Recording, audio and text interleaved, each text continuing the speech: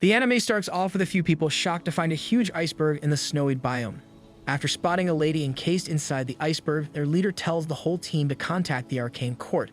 But suddenly they hear a mysterious voice coming from inside the iceberg. This lady claimed herself to be a former god, who had overslept thousands of years ago, which resulted in her being stuck inside the iceberg. She then demands the people to bring her the best player of this era.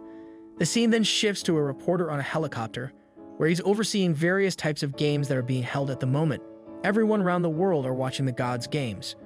We are then introduced to our main character, Faye, a handsome boy with glasses as he carries his suitcase around the city.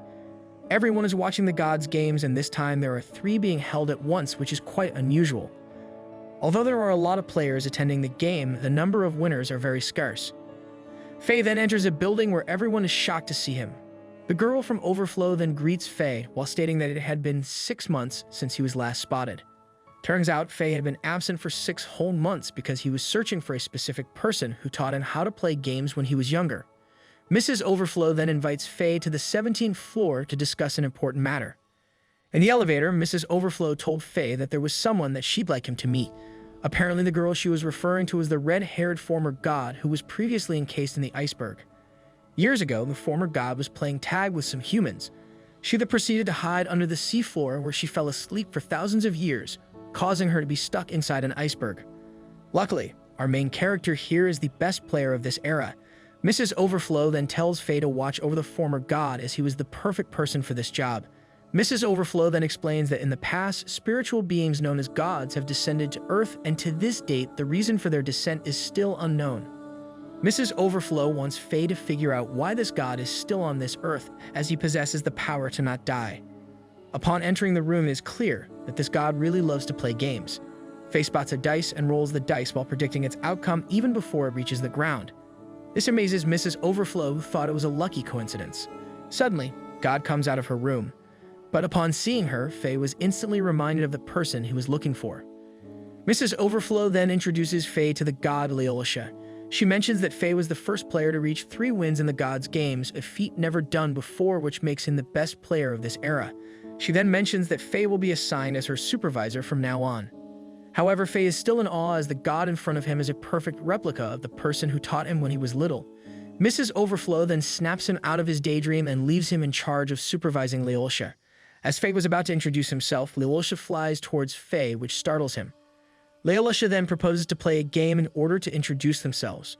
The name of the game is Self-Intro Memory, and it is a memory game where you match 2 of the same cards before being able to ask a question.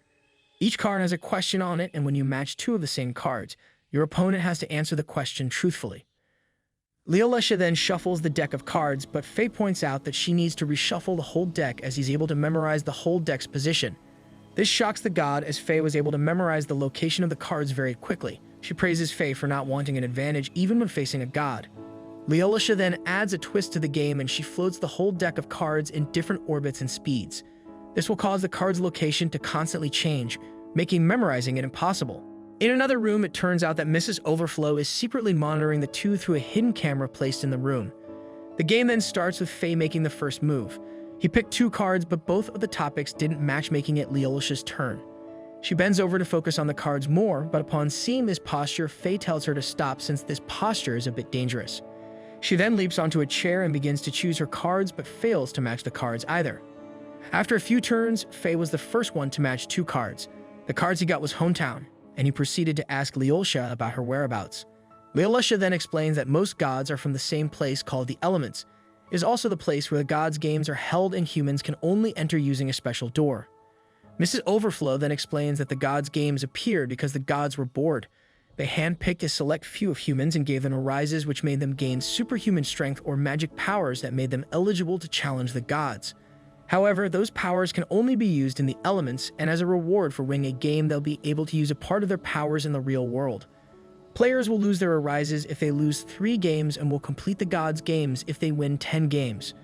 Players who win a total of 10 games will be given a special celebration by the gods, which is still unknown to this day. The game then continues where Leolisha matches the 2 name cards and Faye introduces himself.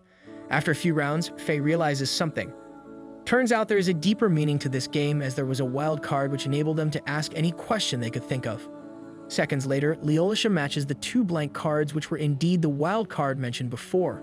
She then asked Faye's true intentions on wanting to get closer to her, remembering the rules to this game where every question must be answered truthfully. Faye told her everything they had planned and her true motives behind everything. Turns out, Leolisha had already seen through everything and she just wanted to test Faye. She told him that she liked him from the very start and that she'd trust him. She then tells Faye to call her Leshy from now on, indicating the beginning of their relationship.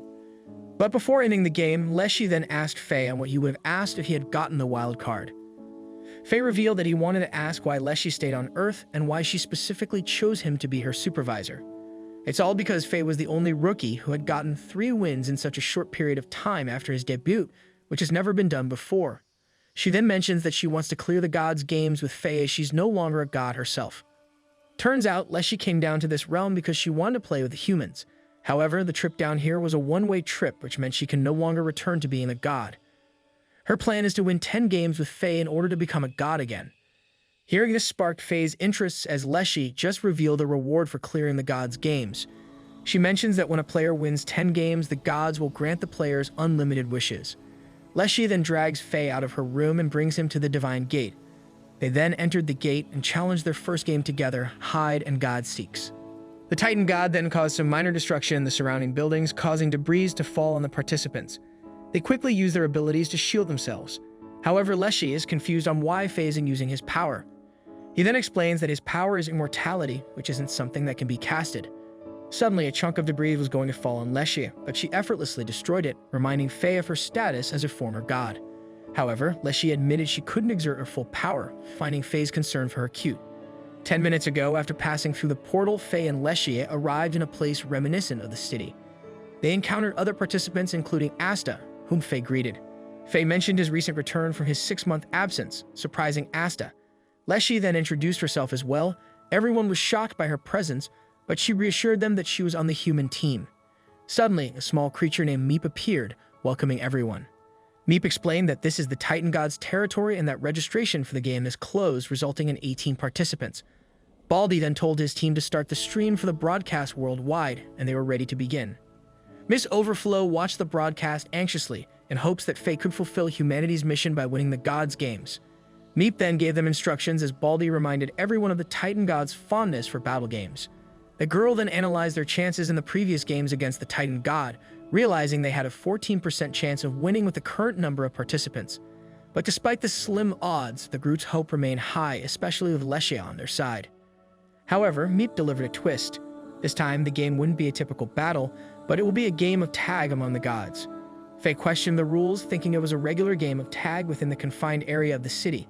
However, Meep clarified that while they couldn't leave the area illuminated by light, they could still lose without being tagged.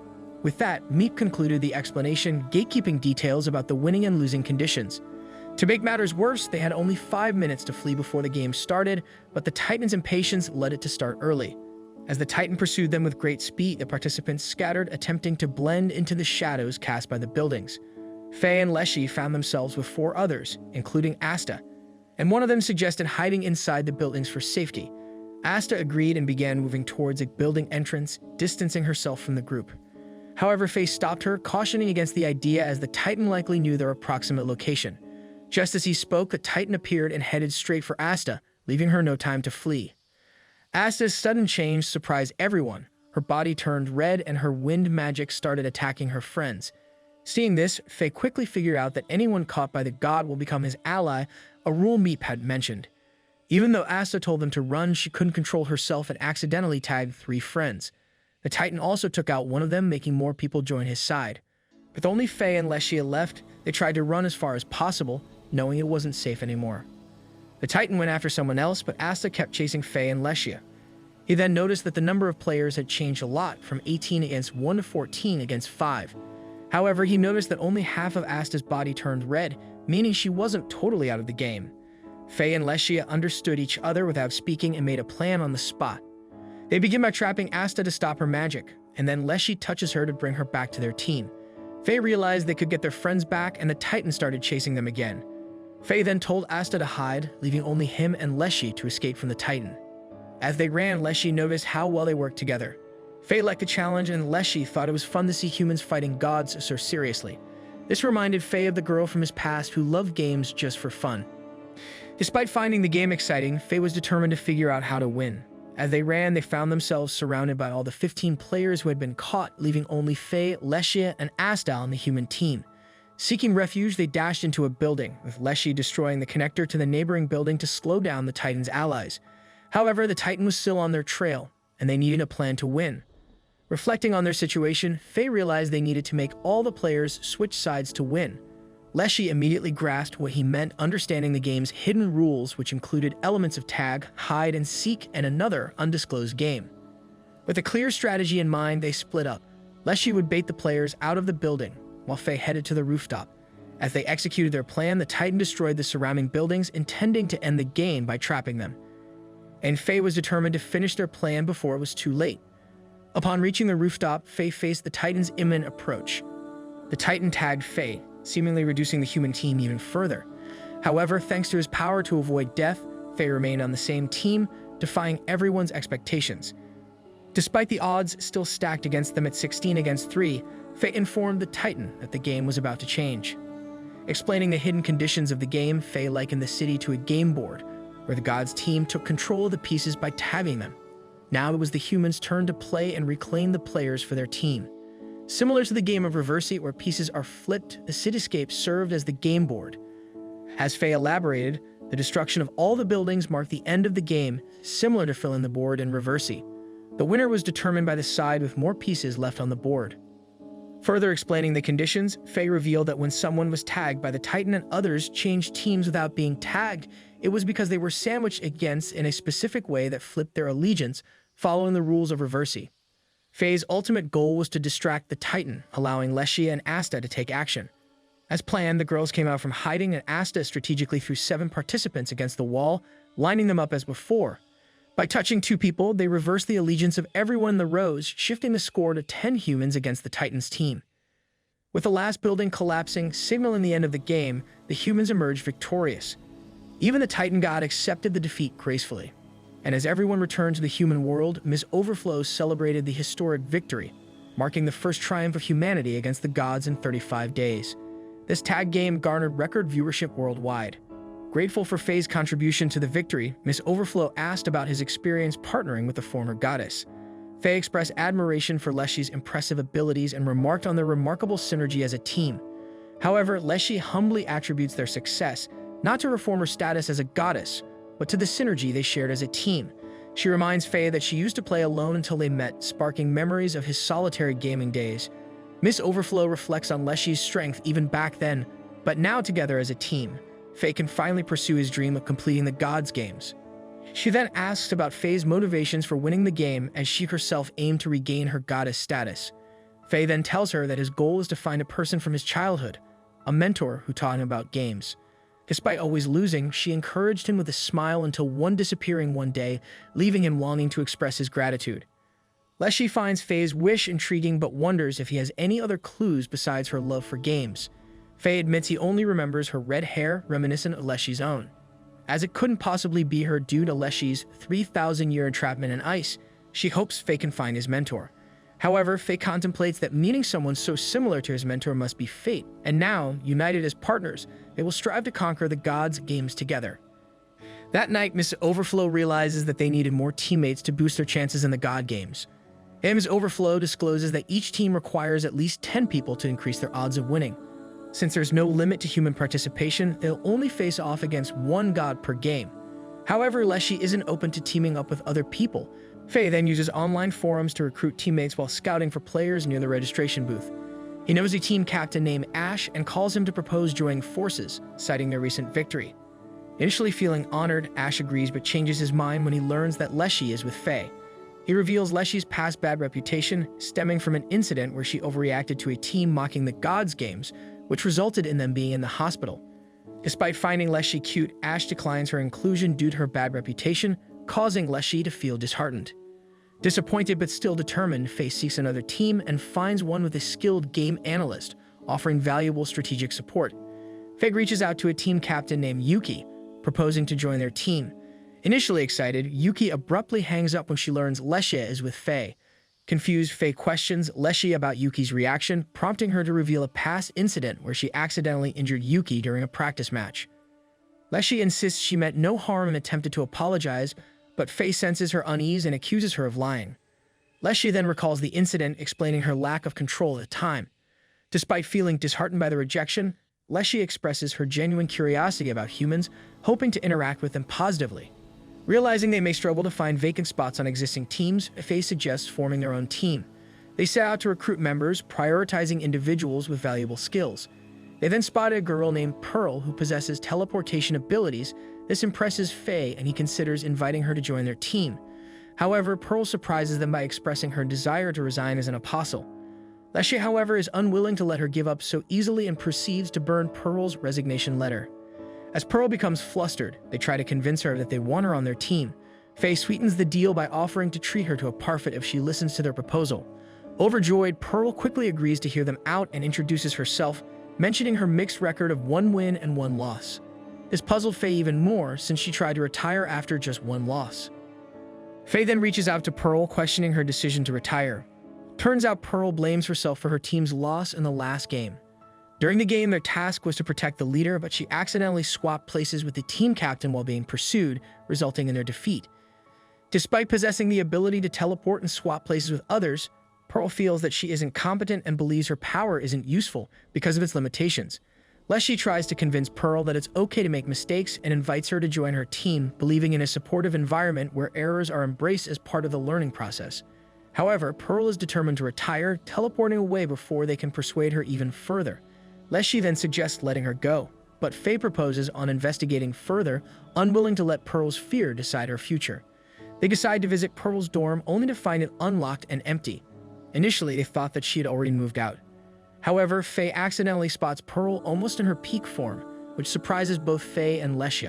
However, the situation takes a troubling turn as she becomes fixated on Pearl's huge missiles, prompting her to jump at Pearl in an attempt to steal it from her. Pearl then explains that she's been using portals to access her room, hence why she didn't remember to lock her door. She shares with Faye that she became an apostle last year and has always admired him, feeling not competent enough as his teammate due to his exceptional abilities. As they talk, Faye notices gifts in Pearl's room which was intended for her former teammates. Seeing this, Leshy then lectures her, asserting that games should be enjoyed and not filled with blame. Faye then encourages Pearl to seek redemption and proposes that the 3 of them join her old team for the next game, believing in her potential. Despite Pearl's hesitation, Faye urges her to give one last try, assuring her that he won't stop her from leaving after the game ends. Moved by Faye's passion and encouragement, Pearl decides to follow his advice and join her old team for the next game. As they prepare, Ms. Overflow secretly reveals that she bent the rules to make this possible, putting pressure on them to succeed and make it up to her. Despite her nerves, Faye reassures Pearl that this is her chance for redemption. Together, they enter the gate, only to find themselves falling from the sky. Suddenly, Shenlong appears before them, recognized by Faye as the undefeated god of despair, Ouroboros. Instead of fear, Faye is actually filled with excitement about challenging the god. He realizes they need a solution to survive the fall and suggests using Pearl's powers. However, Pearl's power has a limit of 30 meters. They then use Leshy's ability to slow their descent and manage to land safely. Meeting with Pearl's former group, Faye seeks information exchange. But Oven, the captain of the Inferno team, reveals that 4 apostles have already been eliminated. 3 didn't survive the initial fall, and the 4th was caught by creatures known as Leviathans, which wait for fallen humans in order to devour them. The grim reality of the game worries some participants, as losing would make them lose their apostle status. Despite the challenges, Oven motivates his team, reminding them of the global broadcast of the game. However, Faye notices a sense of giving up among the players, doubting the possibility of winning against Ouroboros. However, his excitement surges when he learns about the game's objective, which is to make Ouroboros say a certain word. As the group goes deeper into Ouroboros' massive body, they fall into a trap set by the god. The Meep then reveals that they will be trapped until they discover the forbidden word which they have already mentioned before. Despite numerous attempts, they struggle to remember every word spoken during the match. But eventually, Faye recalls the word ouch, spoken by Lei and Pearl when they fell, freeing the group from the trap. Moving to another part of Ouroboros' body, Faye notices that the god doesn't understand human language. He deduces that the condition for victory isn't to make Ouroboros literally say the forbidden word, but to evoke some form of pain. However, their attempts to inflict damage were useless. Desperate, Leshy unleashes her full goddess strength, creating a powerful gust of wind. The impact causes some participants to be swept away and eliminated by the Leviathans, causing more fear to the players. Upon witnessing the aftermath of her actions, Leshy quickly apologizes to the group. Captain Oven quickly accepts her apology as he's reminded of her status as a foreign god. However, they soon realize that their attacks didn't appear to cause any pain to Ouroboros. Just as they're grappling with this revelation, Neep suddenly remembers a forgotten secret rule, explaining that a specific action will trigger an event, allowing the second secret rule to be performed momentarily. As tension mounts, Pearl notices that the Leviathans are trailing the group, sparking fear within her. Seeking comfort, she runs to Faye, but he gently reminds her of their purpose, which was to showcase her potential to the Inferno team. Encouraging her to face her fears, Faye urges Pearl to stay strong and demonstrate her capabilities. Realizing the gravity of the situation, Pearl agrees to make an effort and promises to stay focused. Together, they search for Ouroboros' weak point and eventually find a scale on its tail that stands out from the rest. Excited by the discovery, Pearl becomes absorbed in the idea of exploiting the weak point, ignoring Faye's concerns about assuming things without proper evidence. However, Faye recognizes the need to conduct a test and instructs Pearl to attack the weak point cautiously. Pearl draws Captain Oven's attention and strikes Ouroboros' tail, causing it to light up in response. However, she fails to retreat as instructed, prompting Leshy to intervene just in time to shield them from the attacks launched by Ouroboros' tail. However, the swift counterattack eliminates several players and nearby Leviathans. Realizing the danger caused by their actions, Oven scolds Pearl for her recklessness. She tries to apologize to the group, explaining that she only wanted to be helpful. However, Faye reassures her, emphasizing that he would have punched it either way. He assures Pearl that even if he had been eliminated during the attempt, he wouldn't blame her. Faye believes that Ouroboros' tail wasn't intended to act as a trap, as a god as strong as it wouldn't be satisfied with only a few eliminations. He suggests that there must be a way to achieve victory, possibly linked to the first secret rule mentioned by Meep. But despite Oven's disagreement, Faye argues that Ouroboros could have eliminated far more participants if it had truly intended to. Leshy acknowledges the suspicious nature of the attack, noting that hundreds of lights missed their target. Oven then questions Faye's next steps, to which Faye responds that they need to uncover the second secret rule of the game. Although uncertain about its nature, Faye points out that they have the luxury of time as there's no time limit in the match. As Faye calmly analyzes the situation, Team Inferno grows increasingly impatient, thinking about forfeiting the game, which is usually allowed without penalty in matches against Ouroboros. The discussion turns tense when Oven reminds the team of the consequences of forfeiting, particularly due to Pearl's mistake in a previous game they played together 6 months ago. This causes her teammates to direct their anger towards Pearl, who feels guilty and ashamed. Leshy, angered by the group's mistreatment of Pearl, initially threatens to send them back to the real world herself, but quickly regains her composure. She clarifies that her anger stems not from their argument with Pearl, but is caused by everyone's anger directed to each other even when they're currently participating in this fun game. As tensions escalate within the group, they find it odd that Leshy seems to be enjoying the chaotic situation. However, Leshy points out that Faye is the one who's more immersed into the game. He continues to reflect on the events, especially on Pearl's activation of the first secret rule. Deciding to activate the rule again, Faye warns of potential casualties but urges the others to keep watching the match via transmission, promising a victory next time. He instructs Leshy to strike Ouroboros' tail with all her might, resulting in a massive eruption of lights that eliminates all players except Faye, Pearl, and Leshy, who shielded the other two from the counterattack. The sudden reaction of the Leviathans to Ouroboros' irritation makes Pearl question their nature, realizing that the game never specified their role. Discovering that they can use the Leviathans, Faye takes Pearl onto one while Leshy joins another. They found out that by attacking Ouroboros' tail and provoking a counterattack, they can control the Leviathans for a limited time.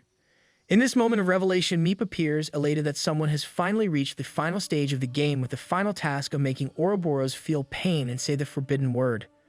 Leshy recognizes the need to discover Ouroboros' true weak point, and Faye deduces that it must be on the underside of its body, as they hadn't found anything anywhere above. Eventually, they locate Ouroboros' eyes, confirming them as the true weak point. However, they encounter a defense system as they approach, with one eye launching attacks as they get close to the other. Faye notices the Leviathan's eyes blinking, signaling the end of their control of the creatures. With quick thinking, Faye whispers something to Pearl, and she prepares to act at the right moment. Leshy quickly springs into action, while Faye draws Ouroboros' attention away, allowing Leshy to strike one of its eyes, cracking it. However, the other eye counterattacks, causing Leshy to fall, though this was part of the plan. As Faye moves in to deliver the final blow, Captain Oven and his team watch the match's transmission, doubting Faye's ability to act in time. Yet moments before the other eye launches its attack, Faye orders Pearl to teleport him to safety, causing the attack to hit the other eye, which was already weakened by Leshy's earlier strike, resulting in its shattering. As Ouroboros screams in pain, cheers erupt from those watching the transmission. They realize that despite being eliminated, victory was given to the entire group. Captain Oven acknowledges that Pearl has redeemed herself in this game. As the game concludes, Ouroboros appears in her human form, acknowledging her defeat. She presents Faye with a special reward for defeating him for the first time, a fragment of her eye known as a god's crown. This crown allows its bearer to challenge Ouroboros anytime they choose to. Ouroboros also promises to make the next game 100 times more difficult and challenges the trio to participate again. The scene then shifts to a girl named Nell Reckless who awakens from a startling dream about a game. She then finds the TV still on, broadcasting Faye's victorious match against Ouroboros. Inspired by Faye's playing style, Nell decides to dedicate her life to following him. On the other hand, Leshy expresses her frustration to Miss Overflow upon learning that they won't be able to participate in their branch's games despite recruiting Pearl to join their team. Miss Overflow explains that there is a huge waiting list of players due to Faye and Leshy's unprecedented victory against Ouroboros, which inspired many apostles to participate. However, our addicted goddess is determined to not give up on participating and decides to forcefully steal the divine gate. This made Faye share his concerns with Miss Overflow about Leshy's potential troublemaking if deprived of games, which Miss Overflow agrees to and suggests that the group participate in the World Games Tour Championship instead, which led them to embark on a train trip to the city of the Sacred Springs, Malra, to compete in the championship. During the journey, Pearl reflects on retired players who used their arises to protect the city and advance the outside world. They also remember Miss Overflow's explanation that the World Games Championship invites athletes from around the globe. The defeat of Ouroboros resulted in numerous requests for Faye, Leshy, and Pearl to participate, as apostles who triumph over unbeatable gods are hailed as heroes. After the Miss Overflow explains everything to the team, Pearl uses a dart game to decide which city they should go to. She feels honored to be in charge of deciding this, and her dart ends up hitting the city of the spring's sacred source, Malra. After a long journey, the trio arrives at the location, and Leshy is excited to explore the game stores and discover which games are famous there. However, Faye reminds them that they should first visit the Malra branch. At that moment, Pearl notices a girl holding a welcome sign for Faye's team, which surprises them. They find it suspicious that she was a complete stranger, but seemed to be looking for them everywhere. When Nell notices Faye and the girls looking at her, she approaches them with great excitement, prompting the trio to flee. However, Nell's arise gives her absurd speed, allowing her to easily catch up with them. Impressed by Nell's superhuman physical strength, Faye asks whether she's an apostle. Nell then introduces herself and explains that she's a former player from the city of Malra who watched his match against Ouroboros and decided to be his follower, even willing to do anything for him. This confession embarrasses Faye even more, and he seeks support from Leshy and Pearl to get out of the situation. However, the two quickly judge him, thinking that Faye has some interest in the unknown girl. Nell begs Faye again to allow her to be his subordinate, but he takes advantage of the distraction to run away with the girls. Nell notices the trio fleeing and runs to catch up with them, forgetting to check the street before crossing. When she realizes her mistake, she sees a moving car heading straight towards her. In order to avoid being hit, she uses her power to kick the car away, successfully saving herself but putting the driver's life in danger. Worried that she may have caused an accident, Nell checks on the driver, allowing Faye and his team to reach the Malra branch without being followed. Upon arrival, Faye notices the statue of the water spirit Undyne. However, the people around quickly recognize him as the apostle who defeated Ouroboros. Suddenly, a tall man appears behind Pearl, startling her. She runs to ask for help from the local guard, thinking the man is a pervert, but he soon introduces himself as Bale, the manager of the Malra branch of the Arcane Court. Bale takes the team up the stairs of the building to his office on the 8th floor, refusing to take the elevator due to it being a healthy option. On the way, Bale explains that the main event of the World Games Championship will be in 3 days, during which the gods play. For the event, they rented the city sports stadium and sold 10,000 tickets. Bale also mentions that the next day there will be a friendly match, and he would like the three of them to participate because several players want to compete with a former goddess in Faye, known as the best rookie in recent years. Faye agrees to participate, and Pearl is swayed by the popularity of their group, thinking that she must also be becoming famous for participating in defeating Ouroboros. Later, Bale takes the trio to a room to show several photos of the previous year's World Games Championship, including those of the people who came to the city as guests at the time. Leshy notices that in one of the photos, the team wears black uniforms, and Faye remembers that that color belongs to the best team of the branch. Bale takes the opportunity to explain that the golden embroidery on the uniform indicates that it belongs to the main branch of the arcane court. At that moment, an apostle in a black uniform named Dax Gear appears and recognizes the team as visitors due to the uniform's blue embroidery. Bale notes that Dax has always wanted to meet the visitors before the games and begins to introduce Dax to the group. However, Bale quickly warns him to speak politely as he's talking to a former goddess. But Dax doesn't seem to care about it and makes it clear that he won't give them any special treatment because he's only interested in knowing if the three of them are good players or not. Leshy is happy to meet an apostle who only has eyes for games, and Pearl notices that Dax wears a black uniform. The manager then explains that he is a newcomer who joined the branch a year ago and assembled his team much faster than anyone else in the world. Besides winning against a god in his first match, he also mentions that so far Dax has won 3 games and lost 1, becoming the current representative of the Mara branch. Impressed, Pearl comments that the guy is a prodigy just like Faye, which Dax agrees, stating that the 2 players were destined to meet. He also praises Faye's victory against the Titan and Ouroboros and invites him to join his team named Tempest Cruiser. Dax explains that he is gathering talented players from around the world because he intends to form the strongest team in history and completely dominate the game of the gods, with Faye being the missing piece. However, Faye thanks him for the invitation and compliments, but clarifies that he came to the city only to participate in the World Games Championship. Dax accepts his refusal and leaves, although it seems he will not give up on getting what he wants. Later, Faye talks to his team and explains that he has been thinking about what kind of game they will participate in, and in his research, he accidentally came across information about Nell. Faye reveals that Nell retired a month ago with 3 wins and 3 losses, which wasn't really a good record. But from what he saw, she was a good player because she could easily follow the captain's orders well and cared about supporting her teammates. However, in a game called God's Statue, where 3 players were needed to press a button, the group used the 4th participant as bait to attract the attention of the god. But when that participant was disqualified, they all panicked upon seeing that the god went into full surveillance, and the captain ended up surrendering without even trying to find another solution. With most giving up, Nell lost the game, even though she begged her team not to give up victories so easily, as they could very well have tried to win with just 3 players. With this game, Nell acquired 3 losses and was forced to retire. Faye comments that he was curious about the match, and Pearl observes that Nell was the opposite of her because she had a defeat due to her own mistake, and was choosing to retire of her own free will. Unlike Nell, who acquired a defeat because of her team and was forced into retirement even though she probably wanted to continue participating in the God Games. Faye agrees that Pearl may be right and regrets running away from Nell before she could explain her situation better. At that moment, the doorbell rings and Pearl goes to answer, thinking it's the manager Bale. However, upon opening the door, she discovers Nell pretending to be a room service employee. Nell tries to maintain her disguise, but everyone recognizes her by her voice and hair color. This caused her to run away before Faye could explain that he wanted to talk to her. But after stopping running, Nell herself wondered why she fled like that. Suddenly, Dax appears and says that doing something so pathetic doesn't suit her.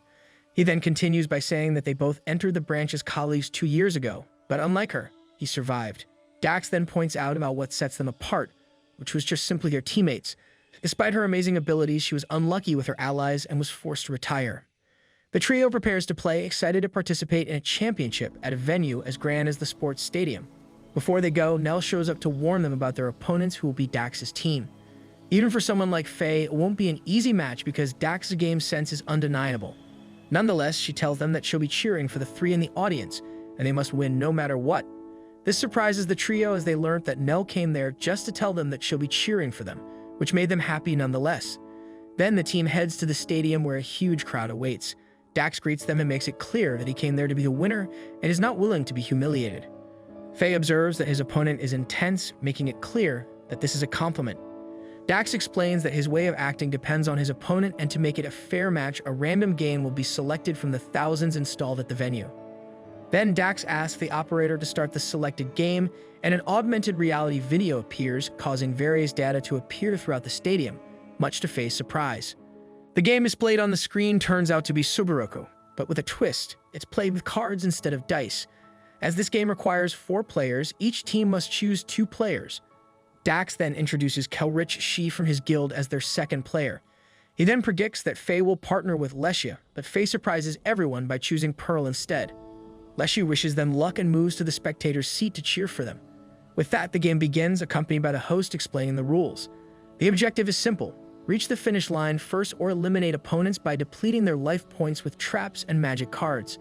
The game offers 4 classes: Wizard, Healer, Traveler, and Trapper.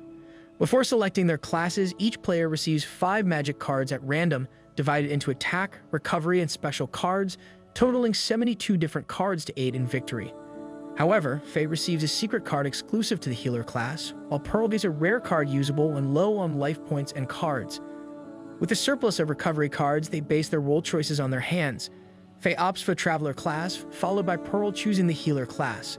However, the opposing team both chooses the Wizard class, emphasizing offense. In this game, there's a twist. Players are given 6 different cards to determine their movement. Additionally, there are 3 types of squares. Golden squares grant 2 magic cards, silver squares grant 1 magic card, and red squares deal 7 damage to players. However, if 2 players land on the same square, they cannot draw any cards. Faye chooses the 6th card and Pearl chooses the 4th, but since both Faye and Dax chose to land on the same square, neither can draw cards. Dax realizes that Faye is attempting to prevent him from drawing cards and proceeds with his turn. He uses the Wizard class secret card, creating a barrier that doubles damage to opponents but affects all players. Pearl then takes her turn next, drawing 1 card before ending her turn. Kelrich, however, lands on a golden square and casts an offensive spell, Twin Bolt. The spell deals 1 damage initially, but due to her Wizard class dealing an additional damage and the barrier's effect, both Faye and Pearl receive 4 damage. As their health dwindled rapidly, Pearl felt the weight of worry settling in, but Faye remained steadfast, assuring her they could endure the attacks. Courage then deployed another barrier card and concluded her turn. With the start of the second round, Pearl unleashed her signature spell, Pearl Fire, naming it after herself. However, Dax countered with his own creation, Dax Thunder, resulting in an icy attack that reduced Pearl's health to 8.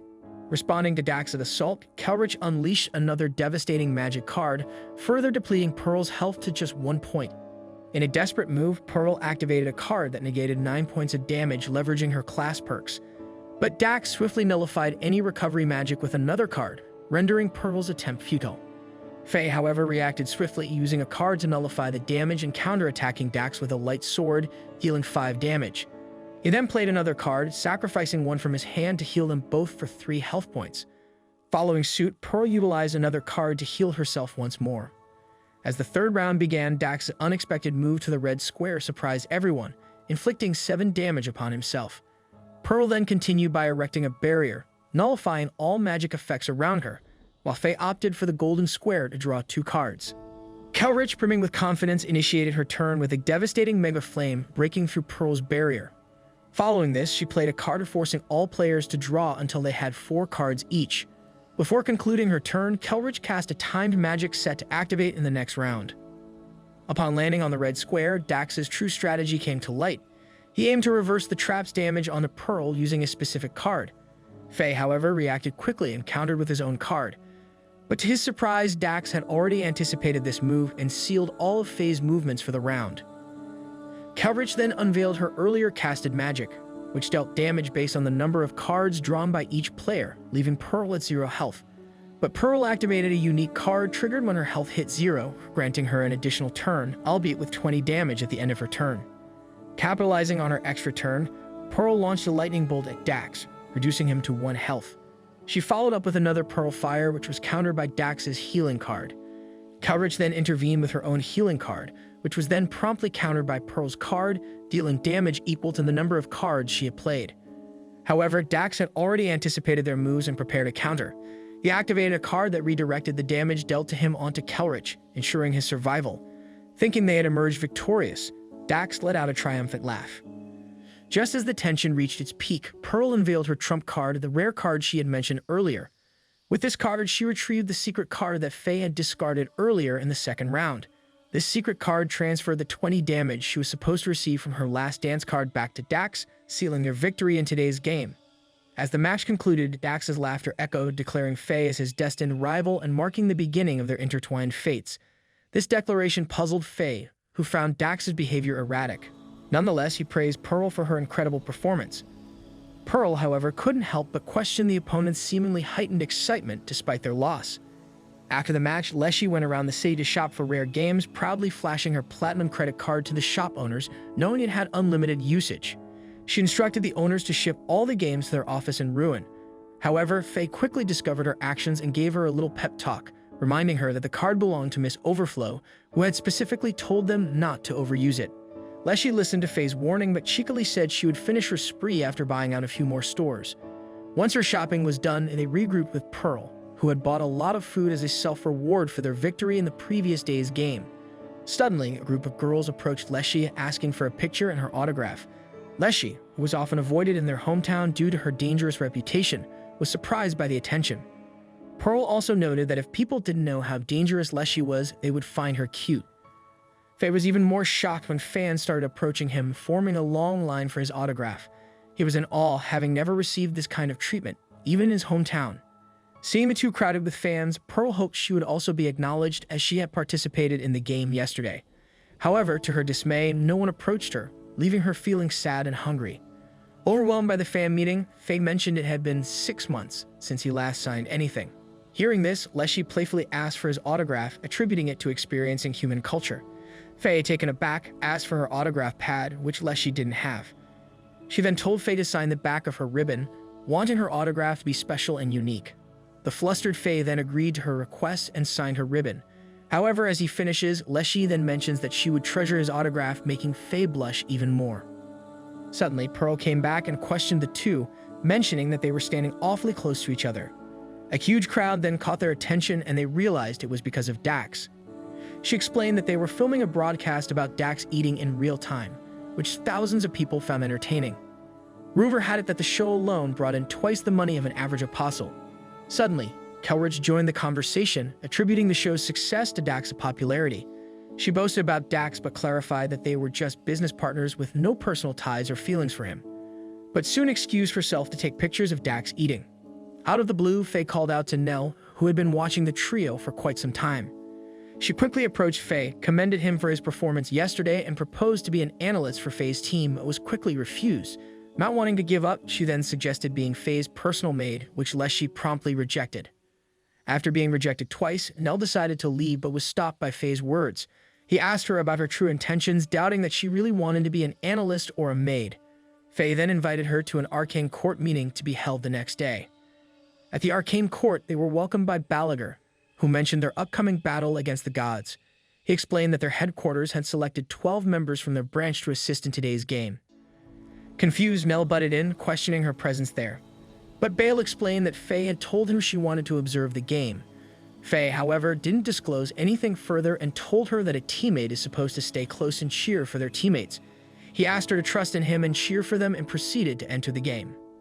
They found themselves in a vast desert, filled with nothing but sand. Soon, they were greeted by Dax and Kelrich, who were also participating in the game. Dax introduced them to the other team, led by Camilla, but suddenly, to everyone's surprise, Dax told Faye that this was his event and it wasn't his place to interfere. After his motivational speech, Dax called out to the gods to begin the game. The ground shook heavily and a pyramid emerged from beneath the sand.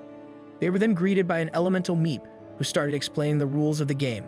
Before beginning, the Meep assigned each participant a blue flower, explaining that their job was to take care of it or they'd be disqualified.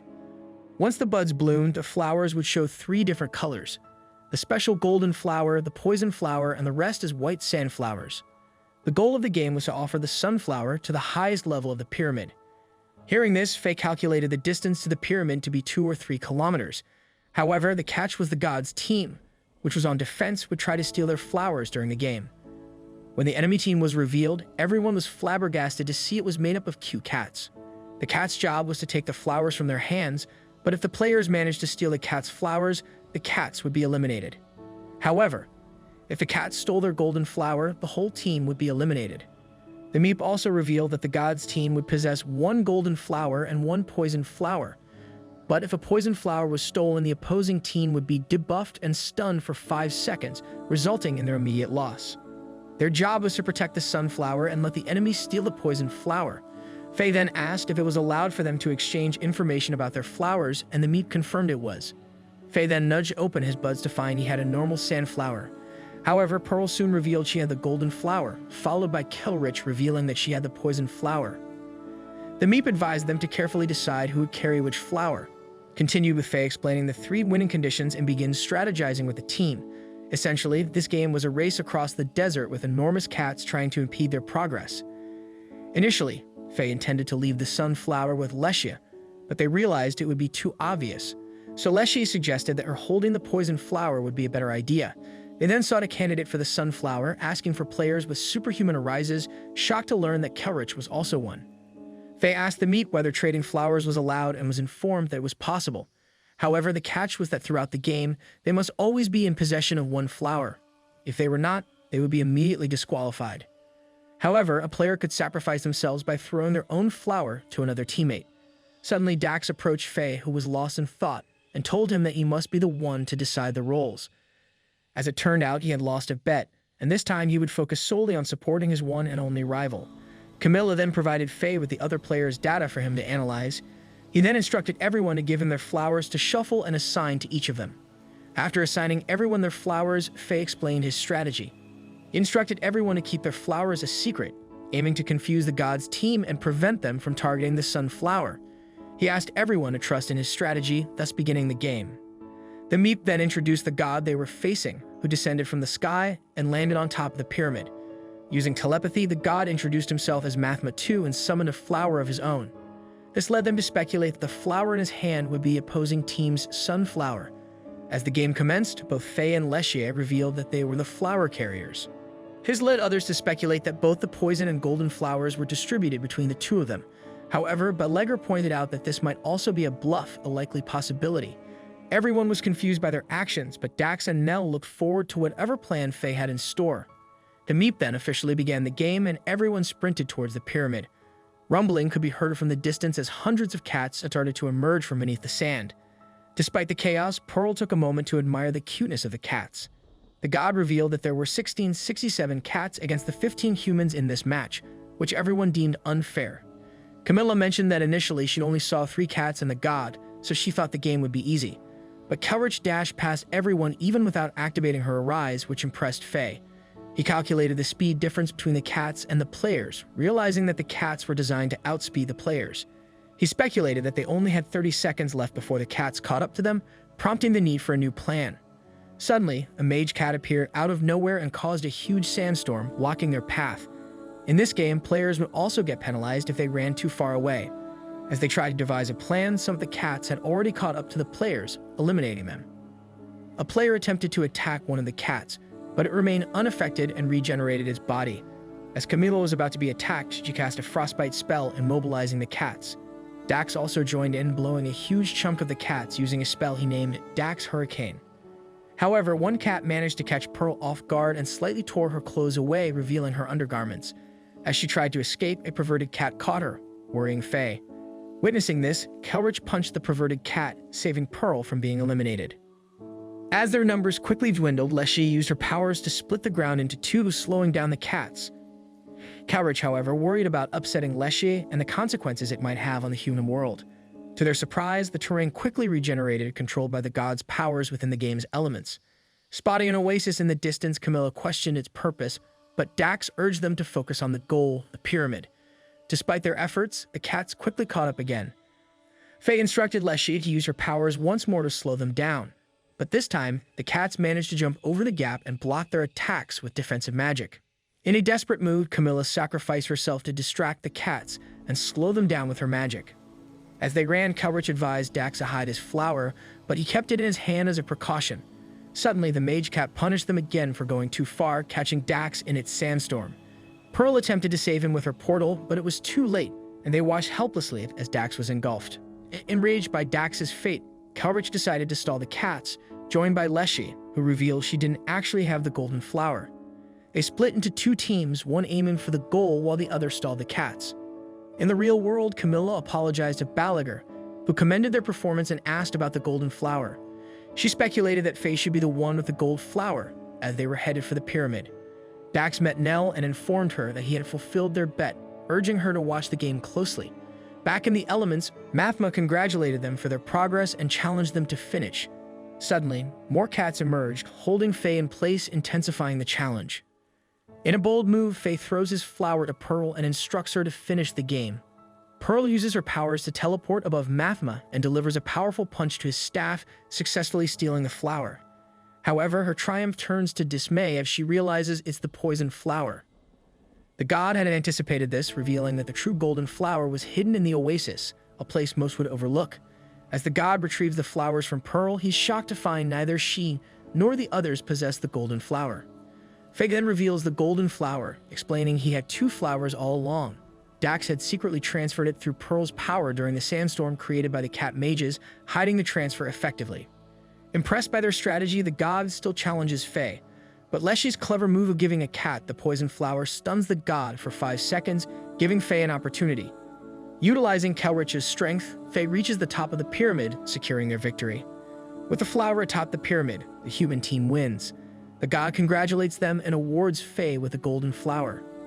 In the real world, Faye confronts Nell again about her intentions. She reveals her desire to challenge the god's games as an apostle. Faye invites her to participate, explaining there's a way for her to do so. Later in the office, Miss Overflow introduces them to the unique god, the Bookmaker. Winning against him reduces a player's loss count, but someone must wager a win to challenge him. Faye volunteers to offer one of his wins to help Nell regain her apostle status.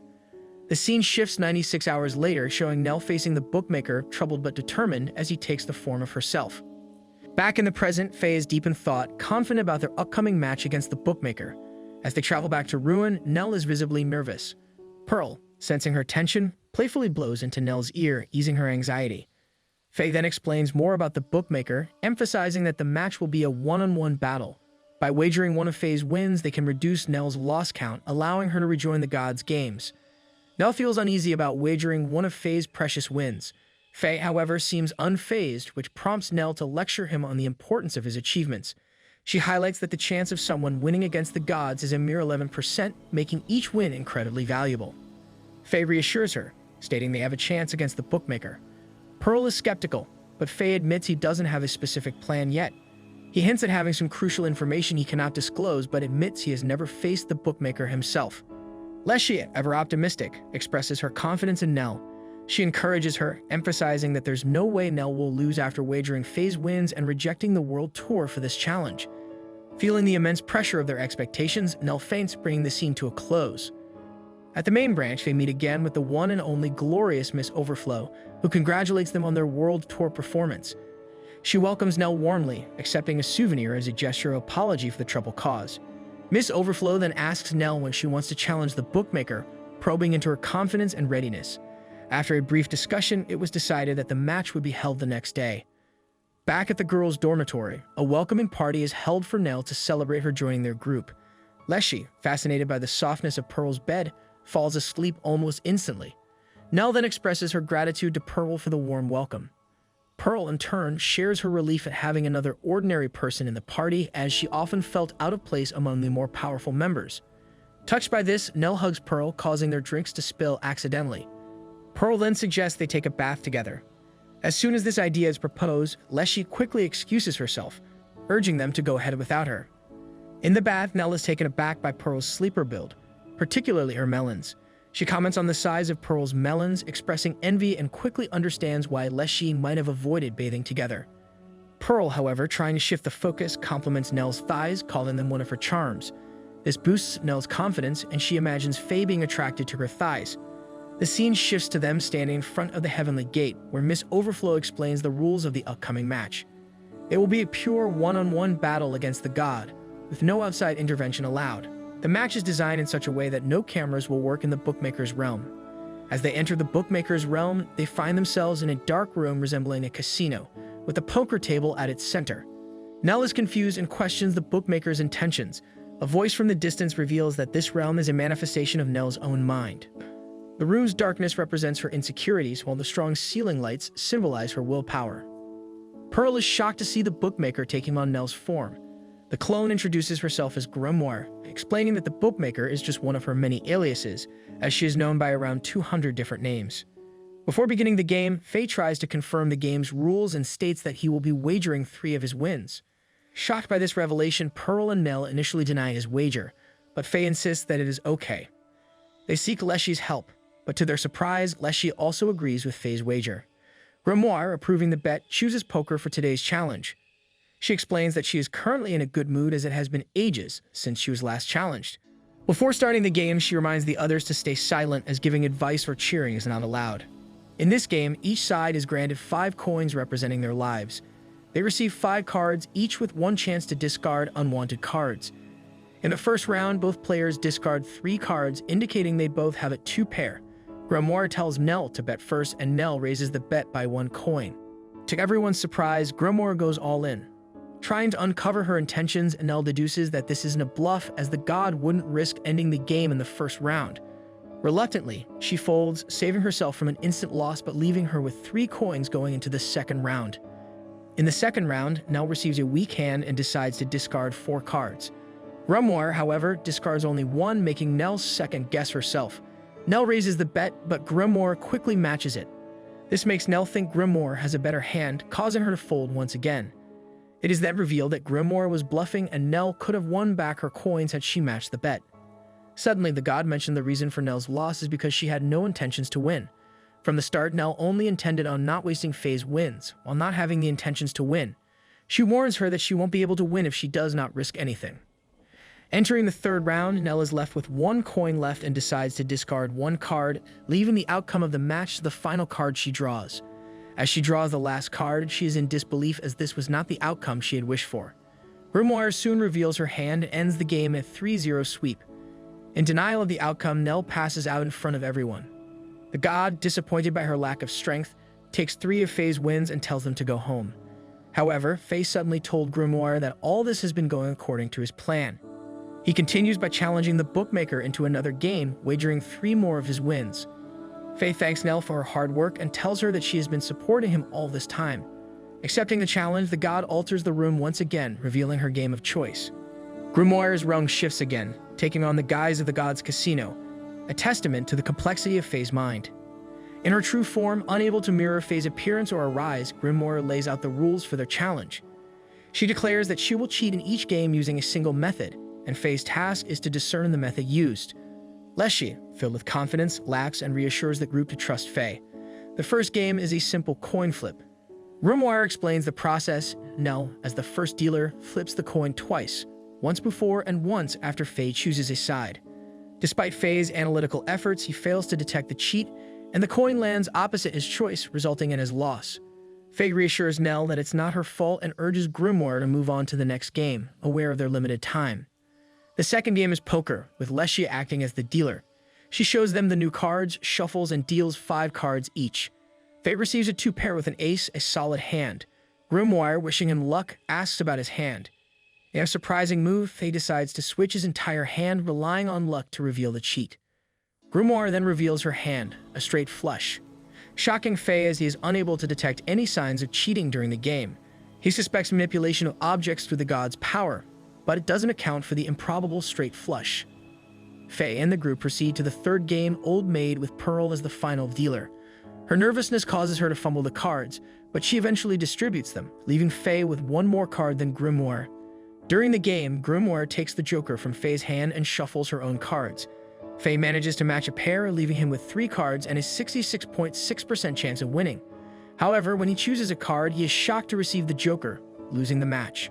With the game seemingly over, Grimoire asks Faye for his answer regarding her cheating method. Faye, however, challenges her to one final game of Old Maid, claiming he'll win this time.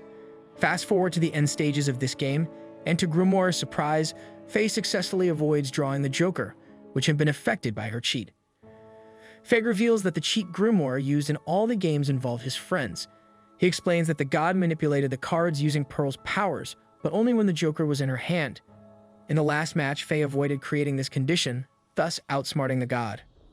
Satisfied with Faye's deduction, Grimoire returns his initial wager and erases all 3 of Nell's losses.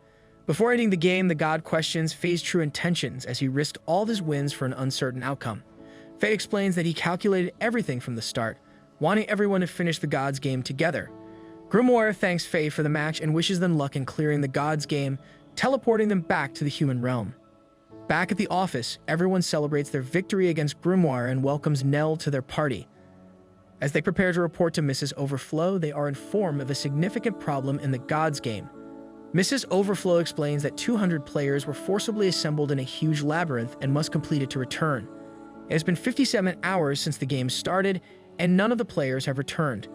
The labyrinth includes a respawn system, which is part of the reason for the players being stuck. She then reveals that their team has been chosen as part of the rescue operation. Nell questions the nature of the game, as it seems like the gods are granting the humans a guaranteed win. But the only catch to this game was that it was incredibly hard and everyone was forced to clear it before being able to return. Before entering the game, Mrs. Overflow informs them of their two goals, which was to complete the game and rescue everyone trapped inside. She apologizes for troubling after facing the bookmaker and wishes them the best of luck. As they entered the game, they were met with two difficulty choices. Leshy and Faye obviously picked the hardest mode, followed by Pearl and Nell choosing the easy mode. Panicking as her teammates chose the hardest mode, Pearl questions Faye's actions. However, in his usual calm demeanor, he assures Pearl that there might be a secret in their victory in the hard mode, causing him to choose it over the easy mode. Before the game begins, a number is displayed on the top of their heads and they are soon teleported into the labyrinth. However, they soon found the labyrinth to be a cozy and relaxing place with lots of fruit trees. Agreeing to take a break, they decided to rest under a tree where suddenly Pearl is attacked by an apple she was about to pick. As she is respawned back to the game, the team becomes more determined to beat this difficult game. Back in the bookmaker's elements, she ponders on how long it'll take before another human challenges her. However, Ouroboros suddenly breaks into her element and questions the presence of Faye's team. As they delve deeper into the labyrinth, everyone starts to get a hang of the mechanics inside the game. Pearl boasts about her newfound ability to dodge the apples, but Faye reminds her that it took a lot of deaths for her to adapt. As Pearl encourages everyone to resume their adventure, she gets backshot by an apple, bringing her back to the spawn point. After some time in the game, they come across a deep sinkhole, causing them to pause. Leshy tries to analyze the sinkhole, but Faye believes it is merely there to shake their mentality, and they decide to press on, ignoring the sinkhole. Soon, they arrive at the main building of the labyrinth, where they are congratulated for completing the tutorial. Amip then welcomes them to the divine labyrinth of Rushamare and explains the rules of the game. Their goal is to defeat the final boss located at the end of the labyrinth, which is filled with monsters. However, the labyrinth also contains items that help players conquer it. Meep explains that they can combine two items to make another item and that each player can carry only two items at a time. When a player dies, everyone respawns at the starting point, losing everything they've acquired and resetting the dungeon completely. As they conquer the labyrinth, the number on their heads will gradually increase. Faye also questions Meep on how to return to their world, and Meep explains that they must clear the final boss, acquire the saved items, and only then will they be able to return to the human world. Before starting the main labyrinth, Meep shares a legend about the god who created the labyrinth. Once upon a time, there was a god who loved building labyrinths, but no one managed to conquer her labyrinth, and the god died of boredom, ending the story. After telling them everything they needed to know, Meep welcomes them to the divine labyrinth of Rushamare, and the game begins. Inside the labyrinth, they encounter some hairy creatures that Pearl labels as puffs. However, the puffs suddenly leap onto their bodies, but to their surprise, they do no damage and instead leave some materials. Using two pieces of wood dropped by the puffs, Pearl crafts a wooden shield, increasing the number on her head. As they venture deeper into the labyrinth, they spot a seemingly rare golden puff and assume it will drop a rare item. Pearl tries to approach the golden puff, but it suddenly grows larger and wipes them out with a fire attack, bringing them back to the entrance. There they are greeted with the same dialogue from the Meep, and Leshy mentions feeling weaker inside the labyrinth, attributing it to the difficulty they chose. They decide to attempt the labyrinth once more, strategizing a plan to defeat the golden puff. This time, Nell has an idea and tells the others to stay back. As the golden puff attacks with its fire magic, Nell uses her moment reversal to deflect the attack back to the golden puff. Upon its defeat, the golden puff drops a key item that can be used to advance to the next room. However, as Nell leads the way, she is eliminated by a burning apple, sending them all back to the start yet again. Realizing that everything in the dungeon resets upon their elimination, Faye concludes that they must avoid even a single mistake to clear the dungeon. He encourages the team, telling them that every failure is a learning experience and to enjoy the game. Back in the labyrinth, the team experiments with the crafting system and creates various useful items. As they advance, Faye suddenly hears human footsteps and stops everyone. He is shocked to find his senior's team also trying to clear the dungeon and decides to form an alliance with them. As they share knowledge, Faye's senior mentions finding one half of a key.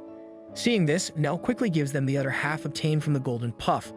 The senior combines the two halves, creating a key for the execution site. Using the items gathered from the labyrinth, they check for traps in the execution room and find it safe.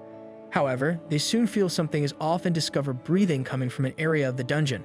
Faye deduces that the lack of detection might be because the boss is currently sleeping and decides to use their items to awaken it. As Faye and Leslie use their items, a rain of light descends from the sky, eliminating everyone in the room. During their second attempt, they craft a magic reflection shield to counter the attack, but to their surprise, it doesn't work and eliminates everyone once again. After many failed attempts, Faye asks if Nell can reflect the attack using her moment reversal. However, she can only reflect 1% of the magic. As they run out of ideas, Faye notices something strange from the death messages they receive. He soon deduces that something other than the players must prevent the meteorite attacks and decides to use the umbrella they crafted earlier. Surprisingly, the umbrella endures the attack, and they are met with the main boss fight. Everyone charges at the boss but can only deal 1 damage to it. Another player uses an item to analyze the boss and discovers that it has 2.5 million health, making them fear that defeating it would be impossible. However, they realize that the boss inflicts damage on itself when it counterattacks, presenting an opportunity to defeat it. They only need to make a counterattack and dodge its attacks, letting it harm itself until it has no health left. As the battle nears its end, one of the players is almost eliminated by the boss's attack. Seeing this, Nell springs into action, finishing the boss with 2 powerful kicks. Worried for her safety, Pearl hugs Nell and gives her the boss drop item called the Bell of Resurrection. Curious about its name, Nell rings the bell only to find the same boss respond. Suddenly, Ouroboros breaks through the labyrinth and lands on top of the boss, stating that she's been looking for Faye's party the entire time. Ouroboros tells them that she made the bookmaker erase her only loss and demands that Faye's party play with her again. Annoyed by the boss's movements, she punches the boss, dealing 8 million damage and killing it in 1 blow. The group was stunned when Ouroboros one-shotted the boss, causing an item to drop from the defeated monster. This item, one of the save items mentioned by the Meep, would allow players to return to the real world. However, Ouroboros questioned their happiness, pointing out that this item wouldn't help them clear the game. She noted something peculiar about the game that prevented players from completing it entirely. Faye then shared his observation that in all of the gods' games, the players are always facing the gods. He recalled the Meep's story about a god who died from boredom because no one managed to conquer her labyrinth. Combining these 2 points, they concluded that defeating the last boss, which is the god herself, might be impossible. With this information, Faye suggested that the other players return to Earth and inform Mrs. Overflow about this potential bug. Faye's team, however, would stay in the labyrinth to confirm their suspicions. As the players used the save item to leave the game, the labyrinth transformed into a normal cave. The Meep reappeared, warning Ouroboros about interfering with another god's game. It then welcomed them to the next level, the underworld, and wished them luck in achieving a clear. As they delved deeper into the 2nd floor, Nell recommended leading the way due to her arise being effective against traps. Faye questioned Ouroboros about how long she would follow them, but she silenced him, claiming she knew everything. She then proposed inviting them to a new game but got distracted by a yellow button on the wall. She pressed the button, causing the wall to spray pepper spray all over Pearl's face. Suddenly, Nell told everyone to keep quiet, having heard a noise. Following the sound, they encountered a small witch and a sick puff. Pearl, worried about the puff, picked it up, only for it to puke all over Nell. They soon found the treasure room of the dungeon, guarded by Angel Pizza Pudding. The Guardian offered to grant them 1 wish. After some deliberation, the group decided they wanted the keys to the door. However, Angel Pizza Pudding noticed their filth and banished them with purification magic. They discovered that this happened because of the pepper spray and vomit, which the angel deemed filthy. Faye then questioned why Ouroboros was also respawned with them and realized she was now considered a teammate, which made her happy. During her second try, Nell suddenly heard a waterfall somewhere in the labyrinth and decided to approach it. They soon encountered the beautiful waterfall, which had a chest hidden behind it. Thinking it was the key to the room, they were shocked to find bathing suits inside the chest. Thinking the room was just for fun, they left it alone and continued their advance. Not long after, they encountered a hallway filled with apple paintings. Learning from her past mistakes, Pearl told them to stay away from the hall. However, a rotten apple suddenly broke the window and hit her in the back. To their surprise, the apple did not eliminate Pearl, so they continued to the treasure room once again. There, the angel asked about their wish again. When they told him, he found them filthy once more and banished them to the last respawn point. Enraged, Pearl and the team treaded the labyrinth carefully and reached the treasure room once again. Despite avoiding all traps, the angel still labeled them as filthy due to their past encounters. Coming back to their respawn point again, they tried to figure out a plan to complete this level. Suddenly, the girls struck with an idea and told Faye to wait in front of the treasure room. They then attempted to approach the angel for the last time. To Faye's surprise, the angel opened the door for them. He questioned the trick to get past the angel, and the girls explained that the key to the puzzle was their smell. Pearl explained that the smell from previous encounters caused the angel to label them as filthy. She remembered the bathing suits they encountered earlier. They cleaned themselves in a waterfall but got too distracted, taking longer than expected. Faye commended everyone for their great work, and they proceeded into the treasure room. Inside, they found another item, allowing them to store 100 items and keep their items upon death. Suddenly, a meat popped out of nowhere and congratulated them for reaching the last boss, dropping them through a trapdoor under their feet. The trapdoor led them to a boss arena with a pyramid in the middle, which turned out to be the grave of the god who created the labyrinth. Remembering that the labyrinth was called the Labyrinth of Death and Rebirth, they soon theorized that this was a hint to finishing the last dungeon boss.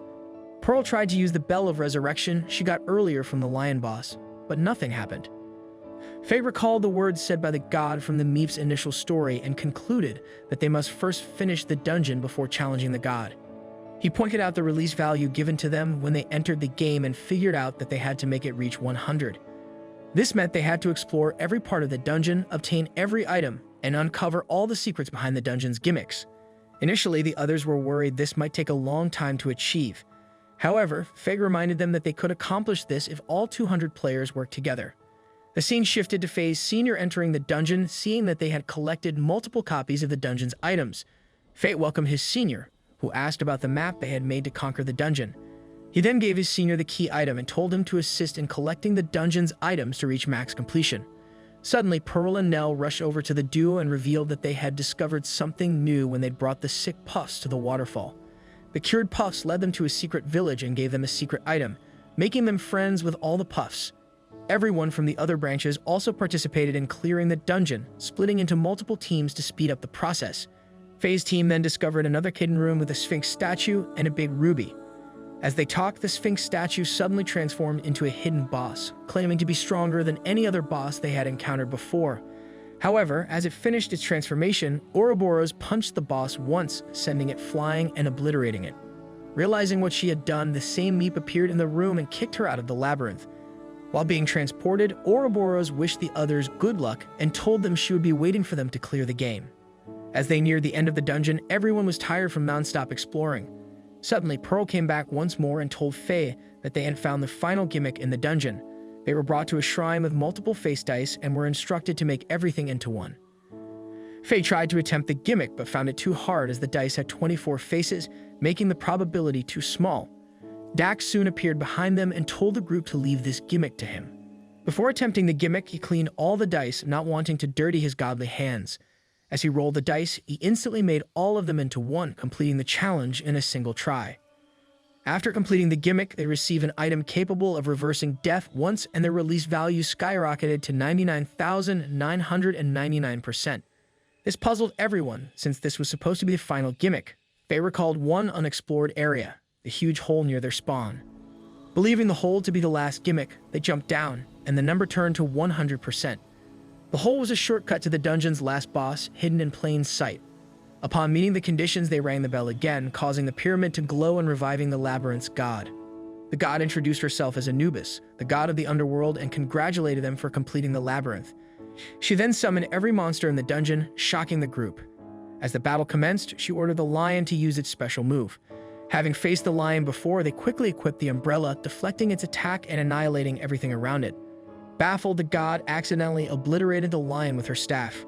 Realizing Anubis' weakness was her own impulsiveness, Faye told Pearl to launch an attack using an item that claimed to work on any boss.